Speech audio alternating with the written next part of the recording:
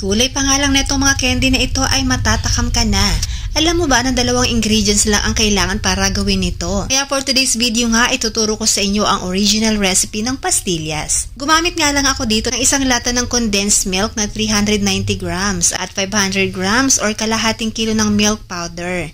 Milk Boy po ang ginamit ko kasi mura lang po ito at nabibili nga po pala ito sa online or sa palengke na nagtitinda ng mga harina or bakery supplies products. Milk Boy po ang pangalan or brand neto. Pwede naman na kahit anong milk powder po ang gamitin ay pwede naman. Pang negosyo recipe itong ginawa ko kaya medyo madami itong ginawa natin ngayon. Pwede nyo namang i-adjust ang recipe kung konti lang ang gagawin nyo. Hinalo ko lang ito mga mi hanggang sa nakabuo ako ng parang dough na kagaya neto. Tapos kinulayan ko lang ito ng iba-ibang kulay. Pwede kayong gumamit dito ng liquid or powder na food color. Optional lang naman mga mi kung gusto nyong kulayan. Kasi kahit walang kulay, masarap na talaga ito. Ganitong lasa talaga ang gusto ko sa pastillas kasi purong-purong gatas at walang halong harina ang recipe na ito. Kaya naman bata at matanda ay gustong-gusto ito hanggang ngayon. At pagkatapos kong ang kulayan ito ay nagdash lang ako ng konting powder milk para hindi dumikit sa kamay natin as a surface kung saan natin ito i-roll. At dito ko na ito i-roll ng pahaba. Sa pag-roll nyo pa nga lang ay tansyahin nyo na kung gaano kalaki ang mga pastillas na gagawin nyo. Mas madali kasi ang ganitong tech kaysa scoop nyo isa-isa dahil matagal ang proseso. Tapos hiwain nyo at lagyan nyo muna ng plastic sa ibabaw para hindi dumikit ang panghiwa nyo. Tapos bilugin isa-isa at pagkatapos bilugin ay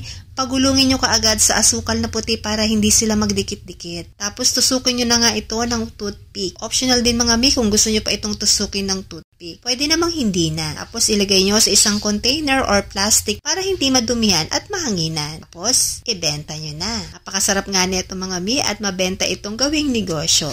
Kung gagawa ka nito ay itag mo po ako para malaman ko din ang resulta. Kaya try mo na rin. Salamat sa panonood. Bye!